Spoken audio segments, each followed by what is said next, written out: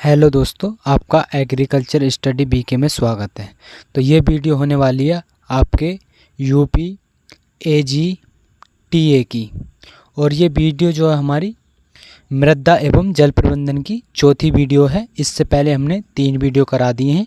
अगर आपने नहीं देखा है उन्हें तो नीचे डिस्क्रिप्शन बॉक्स में आपको लिंक दिया हुआ है प्लेलिस्ट का, वहाँ से आप इन वीडियो को देख सकते हैं, या आप चैनल पर जाकर प्लेलिस्ट बनी हुई है वहाँ से आप देख सकते हैं। तो इस वीडियो में हम जो है आपको 50 क्वेश्चन कराएंगे, और जो हमने ये पीछे की 3 वीडियो करा दी हैं उनमें भी हमने 50-50 क्वेश्चन कराए हैं, और बहुत महत्वपूर्ण क्वेश्चन है, और ये आपके एग्ज़ाम में पूछे गए क्वेश्चन हैं। तो हम इसमें जो कराएंगे आपको 50 क्वेश्चन कराएंगे और बहुत महत्वपूर्ण होंगे। तो वीडियो शुरू करने से पहले अगर आपने अभी तक चैनल को सब्सक्राइब नहीं किया है तो चैनल को ज़रूर सब्सक्राइब कर दें, और वीडियो को लाइक नहीं किया है तो वीडियो को भी लाइक कर दें। तो फिर देर न करते हुए बढ़ाते हैं वीडियो आगे। तो हमने जो आपको पिछली वीडियो में जो है 150 क्वेश्चन करा दिए थे। अब बात करेंगे हम 151 क्वेश्चन से। तो 151 क्वेश्चन है, निम्न में से कौन सी किसान खाद है? तो इनमें आपको 4 ऑप्शन दिए हुए हैं। एक है अमोनियम सल्फेट, यूरिया और कैल्शियम अमोनियम नाइट्रेट, और इनमें से कोई नहीं। तो इनमें से बताना आपको किसान खाद के रूप में किसे जाना जाता है। तो किसान खाद के रूप में किसे जाना जाता है? तो कैल्शियम अमोनियम नाइट्रेट को जो है किसान खाद के रूप में जाना जाता है। अब हम इसके कुछ पॉइंट देख लेते हैं। और ये क्वेश्चन आपका 2010 में 2004 में यूपी टीजीटी में जो है पूछे गए क्वेश्चन हैं। बात करते हैं इसमें, तो ऑप्शन नंबर सी हो जाता है इसका। तो ये है कैल्शियम अमोनियम नाइट्रेट को किसान खाद कहते हैं। इसका आणविक सूत्र जो होता है ये होता है, आप देख सकते हैं। और यह है उर्वरक विभिन्न प्रकार की मिट्टी और फसलों के लिए उपयुक्त होता है। मतलब जो अलग तरह की मिट्टियाँ होती हैं उनमें, और जो फसल होती हैं उनमें, जो विभिन्न प्रकार की होती हैं उनमें ये उपयुक्त रहता है। और यह पानी में जो है घुलनशील घुल जाने के कारण जो है सीधे पौधों द्वारा अवशोषित कर लिया जाता है। मतलब ये पानी में जो है घुलनशील होता है, जिससे कि पौधों को जो है पौधों की जड़ों में तुरंत पहुँचते कारण पौधा अपनी ओर इसे अवशोषित कर लेते हैं। तो ये हो जाता है आपका प्रश्न नंबर 151। प्रश्न नंबर 52। तो 52 है, बीज शोधन बीमारी के नियंत्रण के लिए किया जाता है। तो किसका प्रयोग किया जाता है? तो वो आपका बीज जनित जो है इसका प्रयोग किया जाता है बीज शोधन बीमारी के नियंत्रण के लिए। तो अब देख लेते हैं इसका कुछ पॉइंट। तो पॉइंट में है, बीज बोने से पूर्व बीजों का उपचार अनेक उद्देश्य जैसे कि बीजों में पाए जाने वाले रोगाणु को नष्ट करने के लिए, भूमि में बोने के बाद भूमि रोगाणुओं द्वारा बीजों पर होने वाला आक्रमण से बीजों को बचाने के लिए, दलहनी बीजों के साथ ग्रंथियां बनाने वाले जीवाणुओं के निषेचन के लिए, और बीजों की बुवाई में सुविधाओं के प्रदान, मतलब सुविधाओं के लिए बीजों का उपचार करना जो है बीज मतलब बोने से पहले जो है उनका उपचार किया जाता है। तो इसके बीज जनित को जो उपचार किया जाता है, मतलब जैसे कि बीज में न तो रोगाणु लगें और जो बीजों पर आक्रमण ना कर पाएँ, जिससे कि और बीज अच्छी प्रकार से जमाव कर सके, तो इसलिए इसका प्रयोग किया जाता है। तो ऑप्शन नंबर सी हो जाता है। बात करते हैं 153 क्वेश्चन की। तो 153 है, कौन सा जैविक उर्वरक नहीं है? तो इनमें से बताना कौन सा जो जैविक उर्वरक है वो नहीं है।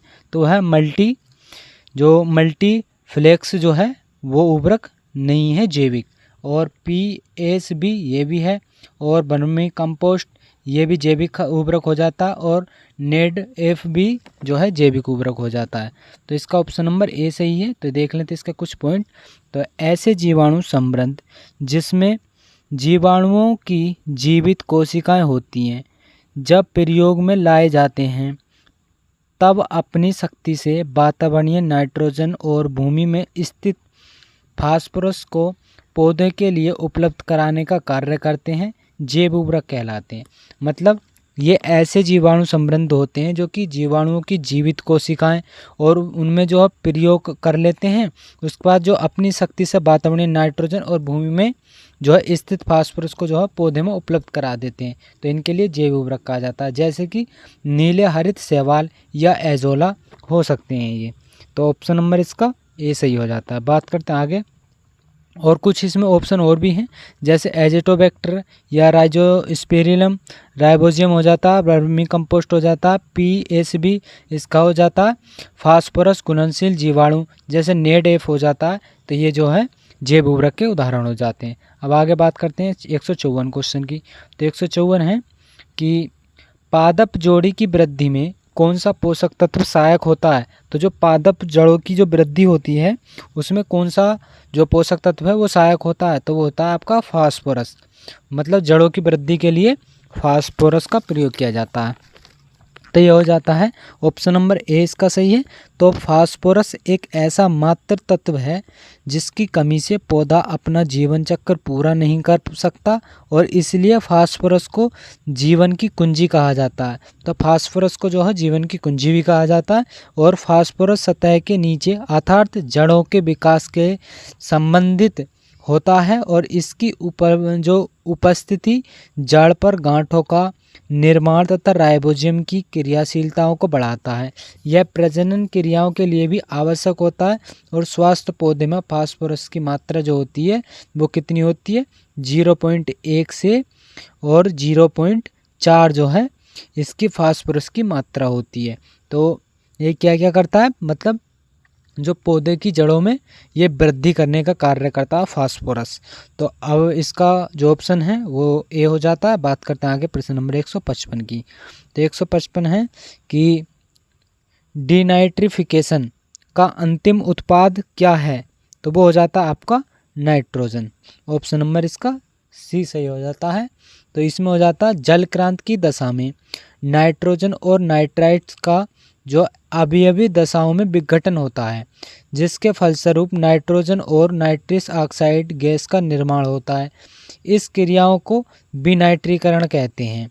अब विनाइट्रीकरण की क्रियाओं में भाग लेने वाले सूक्ष्म जीव जो कि सूक्ष्म जीवी होते हैं वो स्यूडोमोनास या माइक्रोकोकस या एजेटोबैक्टर या बेसिलियस समूह के होते हैं। तो विनाइट्रीकरण क्रिया में भाग लेने वाले कौन कौन से होते हैं, स्यूडोमोनास होता है, माइक्रोकोकस होता है, एजेटोबैक्टर होता है और बेसिलियस समूह के ये जो है डिनाइट्रिफिकेशन में जो है ये भाग लेते हैं। तो ऑप्शन नंबर इसका सी आंसर सही है। बात करें आगे प्रश्न नंबर 156 की। तो 156 है कि प्राइमरी मैक्रो न्यूट्रिएंट्स हैं, मतलब प्राइमरी जो है प्राथमिक पोषक तत्व कौन से हैं। तो प्राथमिक पोषक तत्व कौन से हो जाते हैं, एन पी के, ये जो होते हैं प्राथमिक पोषक तत्व होते हैं। मतलब नाइट्रोजन, फास्फोरस, पोटास ये प्राथमिक पोषक तत्व होते हैं। तो ऑप्शन नंबर इसका ए सही है। अब यहाँ पे हम देख लेते हैं कुछ बहुमात्रिक तत्व हैं और सूक्ष्म मात्रिक तत्व हैं। तो इनके लिए हम यहाँ पर देख लेते हैं, पूरा डायग्राम है और यहाँ से एक क्वेश्चन जरूर पूछा जाता है।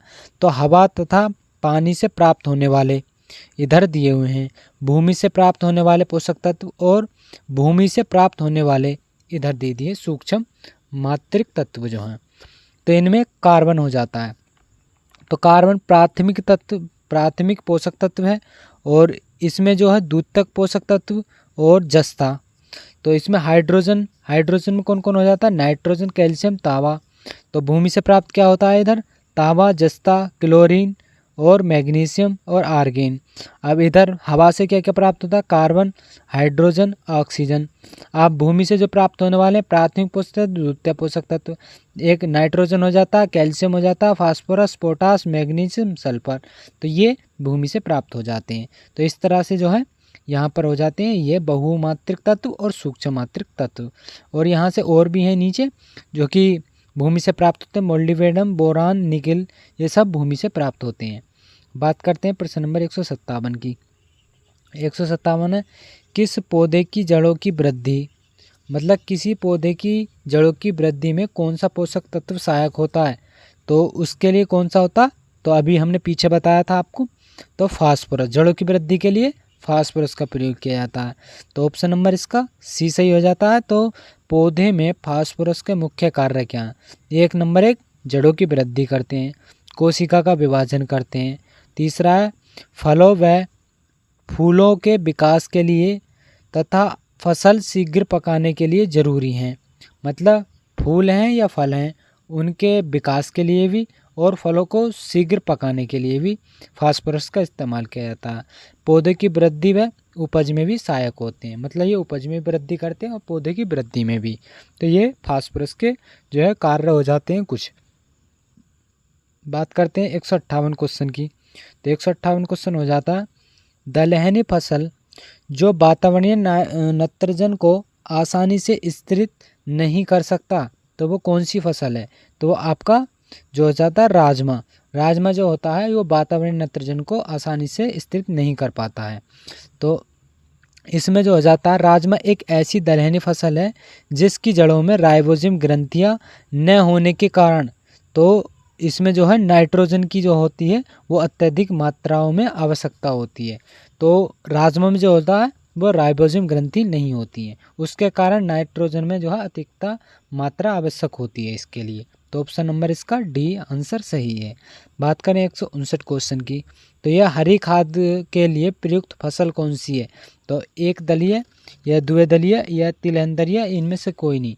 तो वो हो जाती है आपकी द्विदलीय, जो होती है हरी खाद के लिए प्रयुक्त होती है। जैसे कि ऑप्शन नंबर बी इसका सही हो जाता आंसर।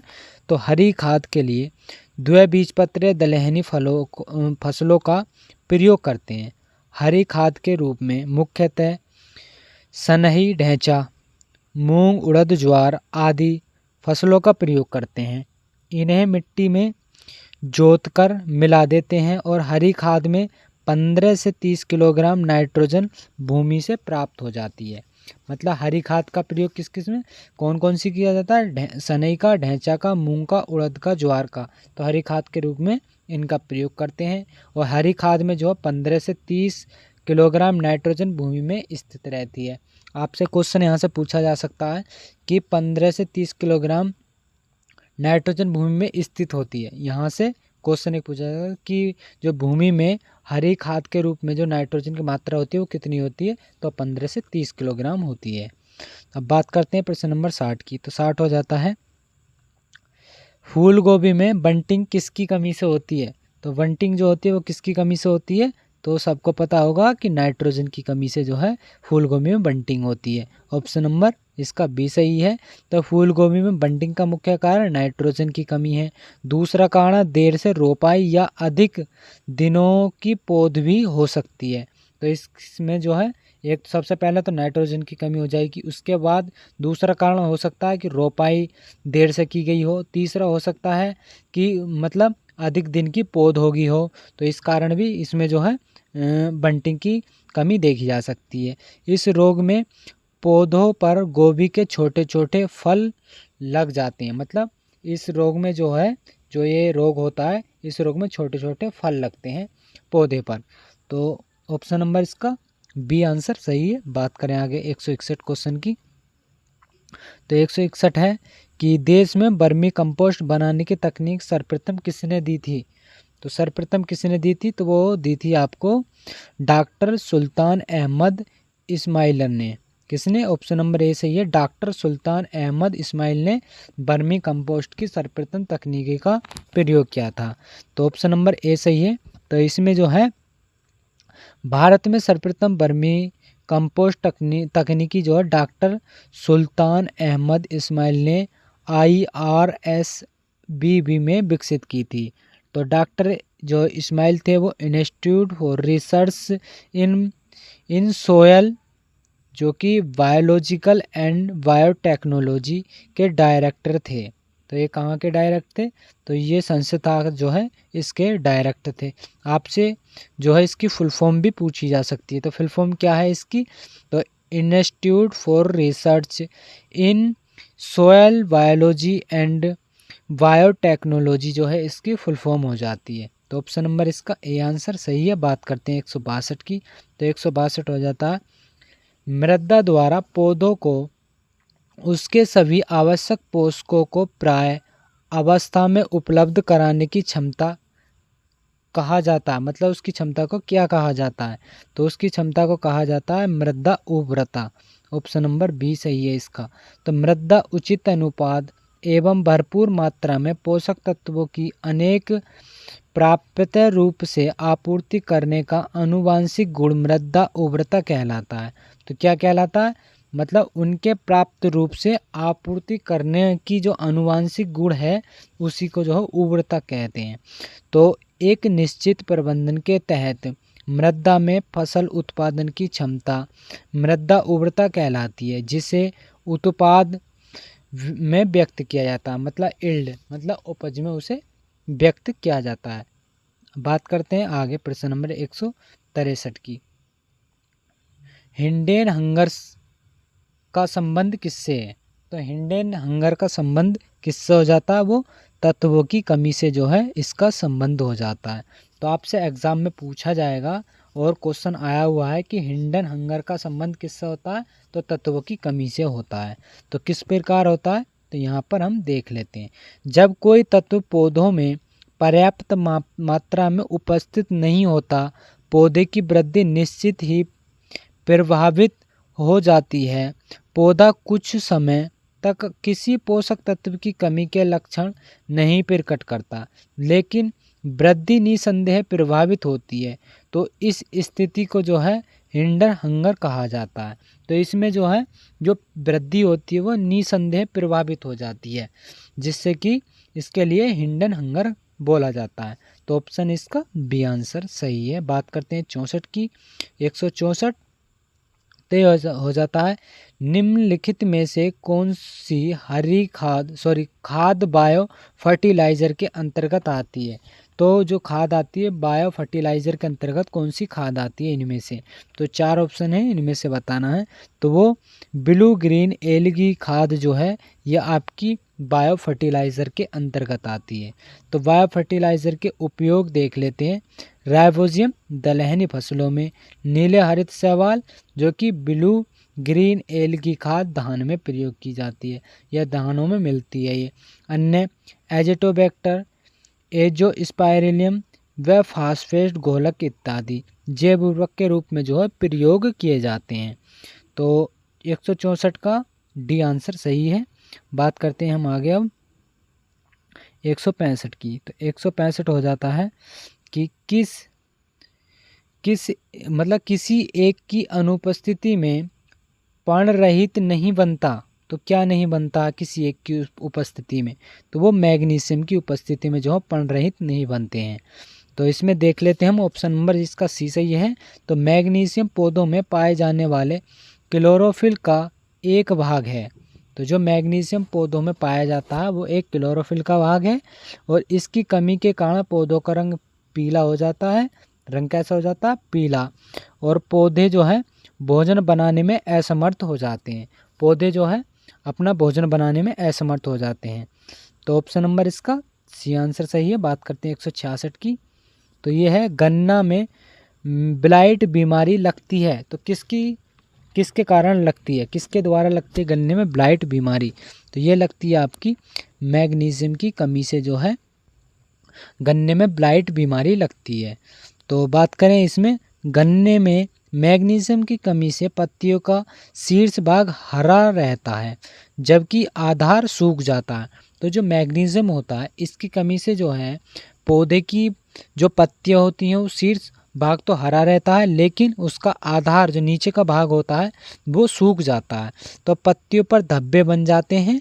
और इसके अतिरिक्त जई में भूरी चित्ती रोग, जई में जो है भूरी चित्ती रोग तथा मटर में पेक जो कि चितरी रोग होता है वो मैग्नीशियम की कमी से लगता है।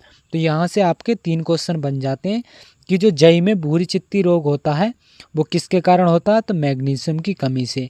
और मटर में पेक चित्ती रोग किसके कारण होता है? तो वो भी मैग्नीशियम की कमी से होता है।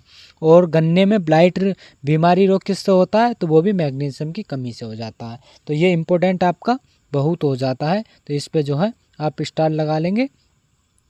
अब बात करते हैं आगे प्रश्न नंबर 167 की। तो 167 है कि जड़ ग्रंथियों में नत्रजन के स्थिरीकरण में सहायक है। तो क्या है इसमें? जो जड़ ग्रंथियां होती हैं उनमें जो नाइट्रोजन का स्थिरीकरण किया जाता है उसमें कौन सहायक होता है? तो उसमें आपका मोलिब्डेनम जो है ये सहायक होता है। अब इसके कुछ देख लेते हैं इम्पोर्टेंस। तो जड़ ग्रंथियों में नत्रजन के स्थिरीकरण में सहायक तत्व मोलिब्डेनम है, जो कि नाइट्रोजन स्थिरीकरण कारक जीवाणुओं को अपनी ओर आकर्षित करता है और उन्हें जड़ में रहने के लिए गुलाबी रंग की जो जड़ ग्रंथि का निर्माण तो लेगो होमोग्लोबिन की को जो है प्रेरित करता है। जो गुलाबी रंग की जड़ होती हैं, जड़ ग्रंथियाँ होती हैं, तो उनके निर्माण के लिए जो है ये लेंग हीमोग्लोबिन को जो है ये प्रेरित करते हैं। कौन? मोलिब्डेनम। तो ऑप्शन नंबर इसका ए सही हो जाता है। बात करें 168 क्वेश्चन की, तो 168 है, निम्न में से कौन सी हरे उर्वरक की फसल है? तो हरे उर्वरक की फसल जो है वो कौन सी है? तो सनहेप जो हो जाती है, कौन सी? सनहेप जो हो जाती है, तो ये आपकी जो है हरे उर्वरक की फसल हो जाती है।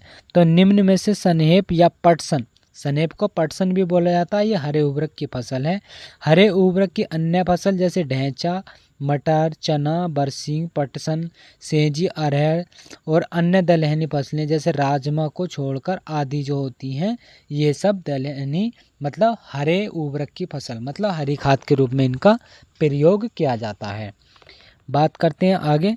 तो एक क्वेश्चन यहाँ पे, हरी खाद में जो कितनी नाइट्रोजन की मात्रा होती है? तो 15 से जो है 30% जो है नाइट्रोजन की मात्रा होती है। बात करते हैं आगे प्रश्न नंबर 169 की। तो 169 है, जो अपरदित मृदाओं में किस फसल की खेती अधिक लाभदायक होती है? तो इसमें जो होती है आपकी वो हो जाती है दलहनी फसलों में। तो अपरदित मृदाओं में ऐसी फसलें लेनी चाहिए जो क्षरण है उसमें अवरोधी हो। जैसे दलहनी फसलों में प्रमुख क्षरण अवरोधी फसल है। इसके अलावा गेहूं, जौ, जई, घासें भी हैं। तो इसका ऑप्शन नंबर बी आंसर सही है। बात करते हैं 170 की। तो 170 है, अवक्रमणिता क्षार मृदाएं बनाती हैं। इस स्थिति को अधीन कौन आता है? तो इस के अधीन आती है अत्यधिक वर्षा। ऑप्शन नंबर ए सही है इसका। तो क्षारीय मृदाओं के निर्माण हेतु 2 कारक होते हैं जो कि निम्न प्रकार हैं, अत्यधिक वर्षा होना और न्यूनतम वर्षा होना। प्राय तो डिग्रेडेड क्षार मृदाएं अत्यधिक वर्षा के कारण बनती हैं, क्योंकि अत्यधिक वर्षा के कारण सोडियम का निच्चालन पूरी तरह से होता है और इस कारण से कैल्शियम कार्बोनेट की जो है एक खुरदी परत बन जाती है। तो एक जो परत बन जाती है वो किसकी बनती है? कैल्शियम कार्बोनेट की। अधिक वर्षा के कारण सोडियम का निच्चालन जो है पूरी तरह से होता है इसमें। तो ऑप्शन नंबर इसका ए आंसर सही है। बात करते हैं 71 की। तो 171 क्वेश्चन हो जाता है कि निम्न कथनों में से कौन सा सत्य है? तो इसमें सत्य जो हो जाता है वो होता है आपका, अम्लीय मृदाओं को सुधारने के लिए चूना का प्रयोग किया जाता है। तो अम्लीय मृदाएं जो होती है उन्हें सुधारने के लिए किसका प्रयोग किया जाता है? चूना का जो है प्रयोग किया जाता है। तो इसके कुछ इंपॉर्टेंट देख लेते हैं तो अम्लीय मृदाओं के बारे में। तो क्षारीय उर्वरकों का प्रयोग sodium nitrate, calcium nitrate, calcium cyanamide, calcium ammonium nitrate और बेसरिक जो है स्लेग आदि का प्रयोग किया जाता है। अब चूने द्रव का प्रयोग जो है किस में किया जाता है? तो जैसे कि calcium carbonate, calcium oxide, calcium bicarbonate में जो है इसका प्रयोग किया जाता है। तो ये आपका ऑप्शन नंबर बी जो है इसका आंसर हो जाता है 171 का। बात करते हैं प्रश्न नंबर 172 की। अत्यधिक नुकसानदायक मृदा अपरदन है। अत्यधिक कौन सी जो है नुकसान जो दायक मृदा है अपरदन, वो कौन सी हो जाती है? तो वो हो जाती है आपकी परत मृदाएं। जो परती मृदाएं जो होती हैं उनमें सबसे ज़्यादा जो है निच्छालन या हम कह सकते हैं नुकसान सबसे ज़्यादा होता है। सबसे ज़्यादा अपरदन जो होता है वो परती मृदाओं में ही होता है। तो देख लेते हैं इसका ऑप्शन नंबर बी सही हो जाता है। तो इसमें है, कम ढलान वाली भूमियों में तेज से बहने वाले वर्षा जल के अपधावन द्वारा पृथ्वी की ऊपरी जो उपजाऊ मृदा की सतहों से पानी के साथ कटकर बह जाती है। यह अपरदन मृदा उर्वरता के लिए बहुत हानिकारक होती है। मतलब जब वर्षा होती है तो वर्षा के कारण जो अपधावन होता है उसके कारण जो वर्षा का पानी होता है वो मृदा की ऊपरी सतहों को जो अपने साथ जो उपजाऊ मिट्टी होती है उसे बहकर ले जाती है, जिससे मृदा अपरदन अधिक होता है पृथ्वी भूमियों में। तो 152 का आंसर बी आंसर सही है। बात करें 173 क्वेश्चन की, तो 173 क्वेश्चन है समग्र जल प्रबंधन सूचकांक के अनुसार भारत में कितने लोग जल संकट का सामना कर रहे हैं। तो मतलब समग्र जो जल प्रबंधन सूचकांक है उसके अनुसार बताना है कि जी कितने लोग जो है भारत में वो जल संकट का सामना कर रहे हैं। तो वो कर रहे हैं आपके 600 मिलियन जो लोग हैं वो इसका जो है समग्र जल प्रबंधन है उसका जो है सामना कर रहे हैं। तो इसमें देख लेते हैं ऑप्शन नंबर इसका सी सही है। तो नीति आयोग द्वारा समग्र जल प्रबंधन सूचकांक के अनुसार भारत 600 मिलियन से अधिक लोग गंभीर जल संकट का सामना कर रहे हैं। इस रिपोर्ट से इस बात का भी अंदाजा लगाया जा सकता है कि 2030 तक भारत में पानी की मांग उपलब्ध आपूर्ति में तुलना से जो है दोगुनी हो जाएगी। तो इससे जो आने वाला समय है 2023 में जो पानी की आपूर्ति है वो दोगुनी हो जाएगी। बात करते हैं आगे प्रश्न नंबर 174 की। 174 की सक्रिय भूमि जल संसाधन मूल्यांकन रिपोर्ट 2022 के मुताबिक भारत में कुल वार्षिक वर्षा भूजल जिसे पुनर्भरण कितनी होती है। तो कितनी होती है, वो होती है 437.60 जो है भारत में कुल वार्षिक भूभाग पर जो है वर्षा होती है। तो बी ऑप्शन इसका सही है। तो सक्रिय भू जल संसाधन मूल्यांकन रिपोर्ट 2022 के मुताबिक कुल वार्षिक भूजल जो पुनर्भरण है वो 437.60 बिलियन क्यूबिक मीटर है और भारत विश्व में भूजल का सबसे अधिक निष्कर्षण करता है। तो सबसे ज़्यादा कौन करता है, भारत जल का जो है निष्कर्षण करता है। तो ऑप्शन नंबर इसका बी आंसर सही हो जाता है। बात करते हैं 175 की। तो 175 आंसर जो क्वेश्चन जो हो जाता है आपका वो है भारत में निष्कासित भूजल का कितना प्रतिशत पेयजल के रूप में उपयोग किया जाता है। तो वो कितना किया जाता है, तो वो किया जाता है आपका 8%। ऑप्शन नंबर इसका डी सही है। तो भारत में निष्कासित भूजल का केवल 8% पेयजल के रूप में प्रयोग किया जाता है और कई देशों में तो भूजल की मात्रा दिनों दिन कमी आ रही है, मतलब कम होती जा रही है। बात करें आगे प्रश्न नंबर 176 की। तो 176 क्वेश्चन शुरू करने से पहले अगर आपने इस चैनल को सब्सक्राइब नहीं किया है तो चैनल को ज़रूर सब्सक्राइब कर दें और बेल आइकन को भी ऑन कर दें जिससे आने वाले वीडियो का नोटिफिकेशन भी आप तक पहुंच सके। और जिन्होंने अभी तक वीडियो को लाइक नहीं किया है तो वीडियो को लाइक ज़रूर कर दें और वीडियो को तो लाइक कर दिया ही करें जिससे कि हमें भी थोड़ी बहुत मोटिवेशन मिल सके और आपका थोड़ा बहुत सपोर्ट मिल सके। और आपके जो दोस्त हैं उनके लिए भी इस वीडियो को शेयर करें जिससे आपके दोस्त को भी हेल्प मिल सके। और बात करते हैं हम अगले क्वेश्चन 176 क्वेश्चन की। तो 176 क्वेश्चन हो जाता है कि भारत में निष्कासित जो भूजल का उपयोग सबसे ज़्यादा किया जाता है। तो किस में किया जाता है सबसे ज़्यादा, तो वो आपका कृषि में जो है सबसे ज़्यादा जल का उपयोग किया जाता है। भारत में जो निष्कासित भूजल का उपयोग सबसे ज़्यादा कृषि में किया जाता है।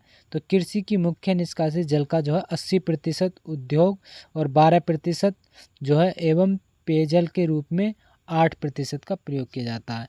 तो 80% कितने उद्योगों में जो है प्रयोग किया जाता है, पेयजल में 8% प्रयोग किया जाता है।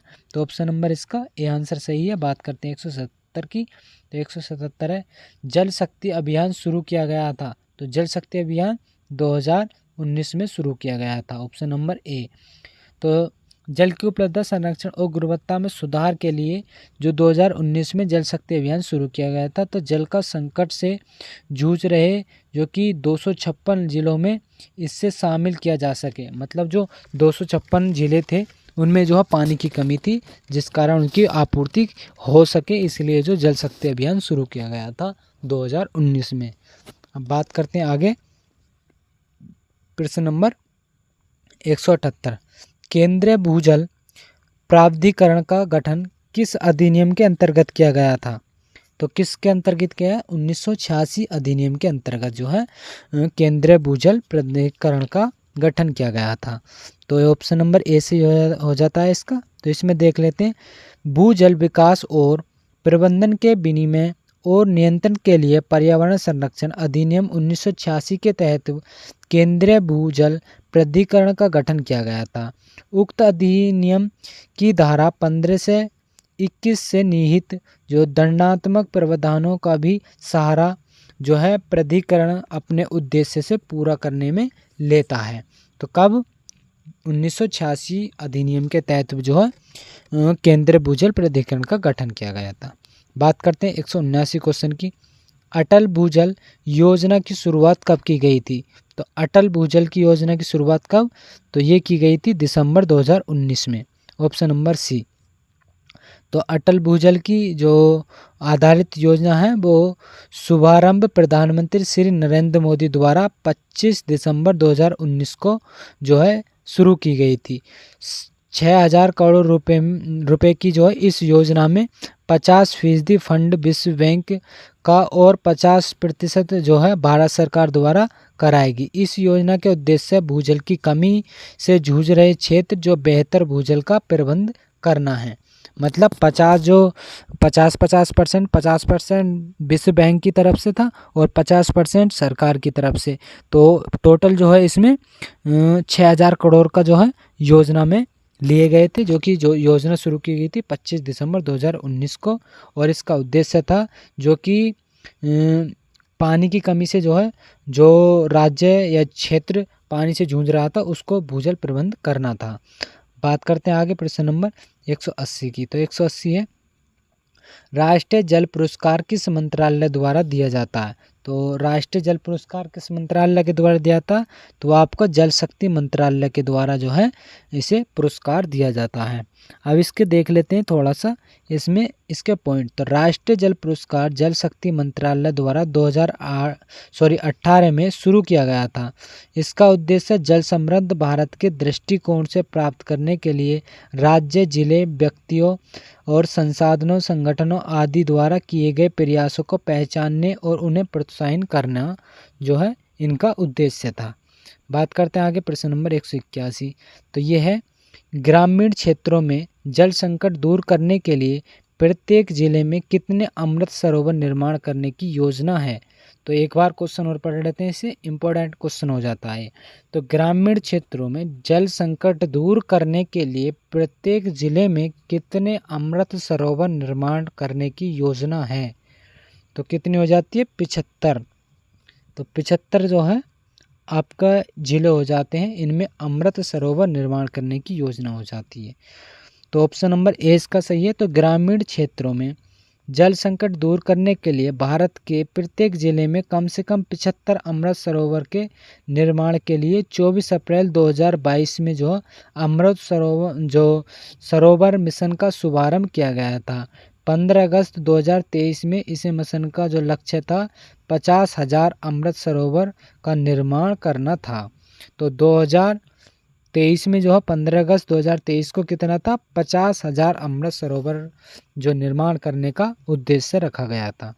बात करते हैं आगे प्रश्न नंबर 182 की। 82 की जल संभरण या वाटर शेड के संबंध में सही है तो कौन सा हो जाता है वो आपका? तो इसमें समस्त अपवाहिता जल एक बिंदु से होकर गुजरता है। यह सतही जल अपवाह के लिए एक स्वतंत्र जल निकासी इकाई है। हाँ, तो ऑप्शन नंबर इसका सी हो जाता है, दोनों सही हो जाते हैं। तो यहाँ पर भी ये दिया हुआ है, आप देख लेंगे खुद इसे। बात करते हैं आगे प्रश्न नंबर 186 की। तो 186 हो जाता है आपका। तो इनमें से जो है 4 जो कि इन्हें सही क्रम में लगाना है। तो इसमें जो आपका हो जाता है मैक्रो बॉर्डर शेप कितने को बोला जाता है? और ये क्वेश्चन बहुत महत्वपूर्ण हो जाता है यहाँ से।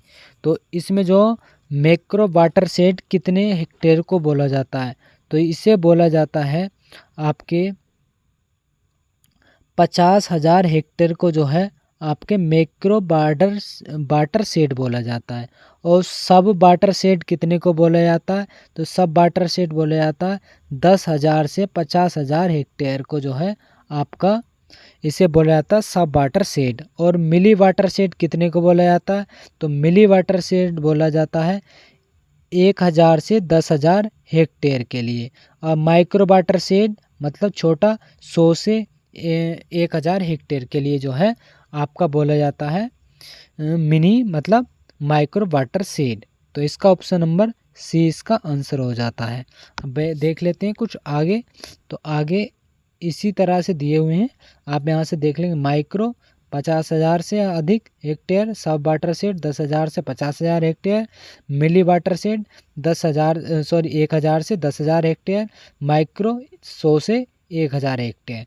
तो इसके लिए बोला जाता है, यहाँ से एक क्वेश्चन जरूर पूछा जाता है।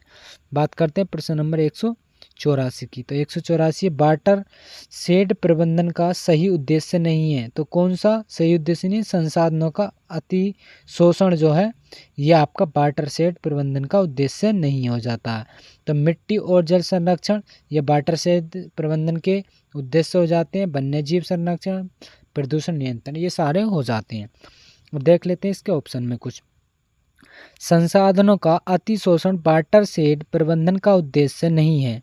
वाटर शेड प्रबंधन का उद्देश्य प्रदूषण नियंत्रण, संसाधनों का अतिशोषण कम करना और जल भंडारण, बाढ़ नियंत्रण और वन्यजीव संरक्षण, कटाव नियंत्रण और मिट्टी की रोकथाम के लिए जो है इसका प्रयोग किया जाता है। बात करते हैं आगे प्रश्न नंबर 185 की। 85, वाटर शेड प्रबंधन कार्यक्रम के घटक हैं। तो कौन कौन से घटक हो जाते हैं? तो ये मिट्टी और जल संरक्षण, पशुधन प्रबंधन, संस्थागत विकास। तो ऑप्शन नंबर इसका डी हो जाता है, सभी सही हैं। तो यहाँ से आप देख लग सकते हैं और भी देख लेंगे। घटक निम्न हैं जो कि मिट्टी और जल संरक्षण, वृक्षारोपण, कृषि संबंधित अभ्यास, पशुधन प्रबंधन, नवीनीकरण ऊर्जा, संस्थागत विकास, ये आदि हो जाते हैं। बात करते हैं प्रश्न नंबर 86 की। तो 86 है 100, एकीकृत वाटर शेड विकास कार्यक्रम कब से चलाया गया था? तो ये चलाया गया था 2009 से 10 तक। 2009 और 10 में जो है एकीकृत वाटर शेड कार्यक्रम शुरू किया गया था। तो एकीकृत वाटर कार्यक्रम जो ग्रामीण विकास मंत्रालय के भूमि संसाधन विकास 2009 और 10 में चलाया गया था। इसका उद्देश्य 2027 तक 55 मिलियन हेक्टेयर वर्षा सिंचित भूमि को कवर करना है। तो इसका उद्देश्य क्या था? 2027 तक 55 मिलियन हेक्टेयर वर्षा को सिंचित करना जो है इसका उद्देश्य था। किसका? एकीकृत वाटर शेड विकास कार्यक्रम का। बात करते हैं आगे प्रश्न नंबर 187 की। तो 187 क्वेश्चन हो जाता है, एकीकृत वाटर शेड विकास कार्यक्रम में केंद्र और राज्य की वित्तीय भागीदारी का प्रतिशत कितना था? तो जो एकीकृत वाटर शेड है उसके कार्यक्रम में केंद्र और राज्य का जो प्रतिशत मतलब अनुपात था वो कितना था? तो वो था आपका 90:10। 90 जो था केंद्र सरकार का था और जो राज्य का था तो वो था आपका 10%। तो एकीकृत वाटर शेड कार्यक्रम केंद्र और राज्य में 90:10 था और यह कार्यक्रम देश के सभी राज्यों में लागू किया जा रहा था। बात करते हैं आगे प्रश्न नंबर 188 में। निम्नलिखित में से कौन सी वाटर शेड विकास परियोजना है? तो वाटर शेड परियोजना कौन सी? हरियाली हो जाती है, ऑप्शन नंबर ए। तो हरियाली केंद्र सरकार द्वारा प्रायोजित एक वाटर शेड विकास परियोजना है। इसका उद्देश्य ग्रामीण आबादियों को पीने का पानी, सिंचाई, मत्स्य और वनीकरण के लिए जल के संरक्षण में सूक्ष्म करता है। तो अब बात करते हैं आगे प्रश्न नंबर 189 की। 89 जल संभरण प्रबंधन में सहकारी समिति की भूमिका होती है। तो उसकी क्या होती है? तो लोगों को जल का महत्व एवं संरक्षण समझाएं, सरकार की योजनाओं के प्रति लोगों का विश्वास बढ़ाएं। तो इसका ऑप्शन नंबर जो है सी आंसर सही हो जाता है। तो इसका पॉइंट देख लेते हैं। जल संभरण प्रबंधन में सहकारी समिति की भूमिका निम्न होती है।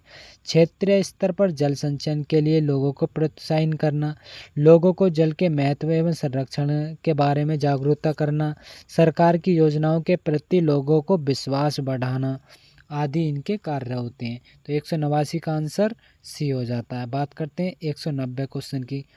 वर्षा जल संचय के लाभ क्या होते हैं? तो वर्षा संचय जो होता है उसके लाभ क्या होते हैं? भूजल स्तर में सुधार और भूजल गुणवत्ता में सुधार। तो इसके जो है ऑप्शन नंबर सी आंसर हो जाता है इसका सही।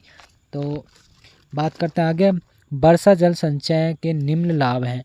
भूजल की गुणवत्ता और मात्रा में सुधार होता है और जल रिचार्ज करके भूजल स्तर में सुधार लाता है एवं सिंचाई प्रयोजनों के लिए जल की उपलब्धता सुगम हो जाती है।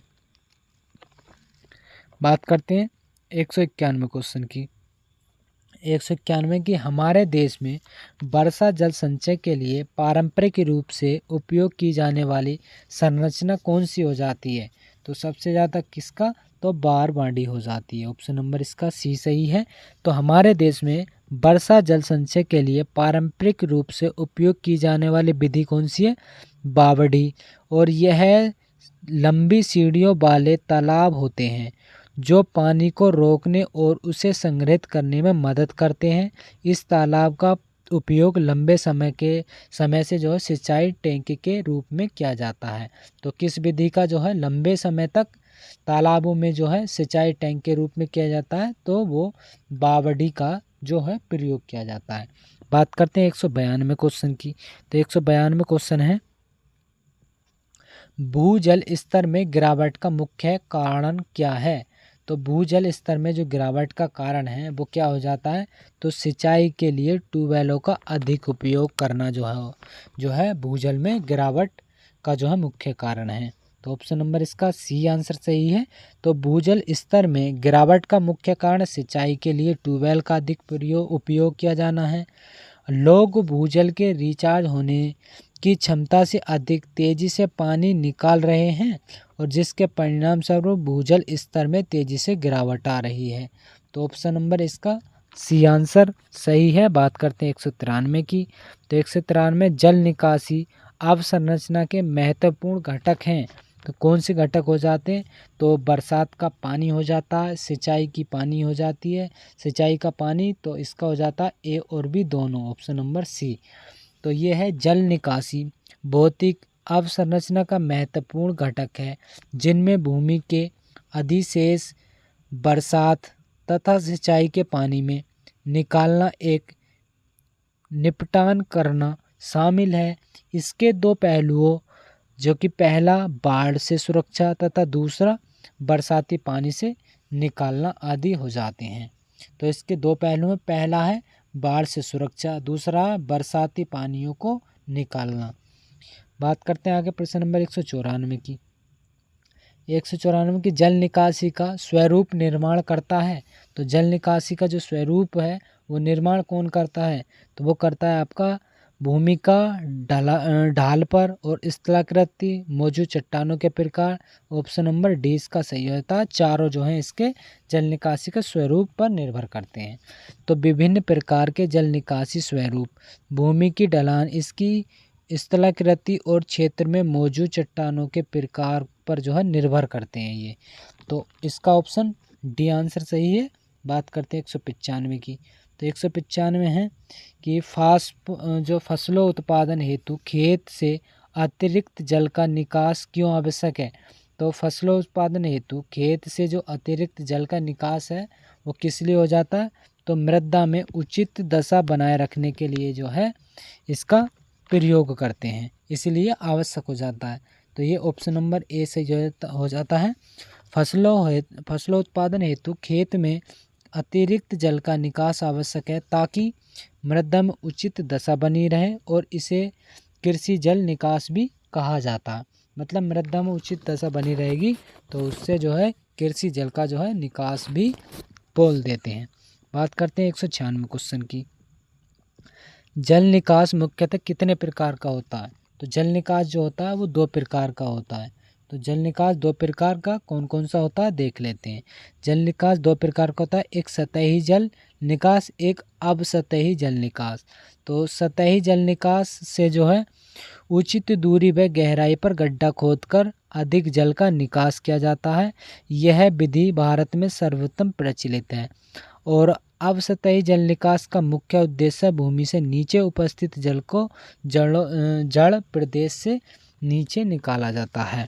मतलब जल निकास के दो होते हैं, एक तो भूमि की ऊपरी सतह से, एक भूमि के नीचे पाइप दबाकर या किसी के माध्यम से हम निकाल लेते हैं। बात करते हैं आगे, ऑप्शन नंबर ए सही है इसका। बात करते हैं 197 का। तो 197 है कि सतही जल निकास के लाभ क्या हैं?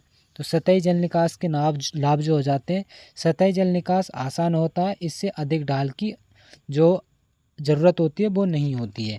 तो ऑप्शन नंबर इसका सी आंसर सही हो जाता है। और देख लेते हैं, सतही जल निकास आसान एवं सस्ता है, इसमें खामियों उत्पन्न होने पर आसानी से दूर किया जा सकता है और इसमें अधिक ढलान की आवश्यकता नहीं होती है। अब बात करते हैं आगे प्रश्न नंबर 98 की। तो 98 हो जाता है, सतही जल निकास के कितने कार्यात्मक अवयव होते हैं। तो सतही जल निकास के लिए कितने कार्यात्मक होते हैं, तो वो हो जाते हैं आपके 3। अब 3 कौन कौन से होते हैं, एक एकीकृत तंत्र हो जाता है, एक विसर्जन तंत्र हो जाता है, एक मोथा तंत्र हो जाता है। तो ये तीनों जो हो जाते हैं सतही जल निकास के जो कार्यात्मक अवयव हो जाते हैं। बात करते हैं 199 क्वेश्चन की। तो 199 समतल भूमि के लिए जल निकास कितने चरणों में किया जाता है। तो जो समतल भूमि में से जो जल निकास है उसे निकाला जाता है कितने, तो उसे निकाला जाता है 2 प्रकार से। एक समतल भूमि में समतल भूमि का ढलान जो होता है 2% से जो है कम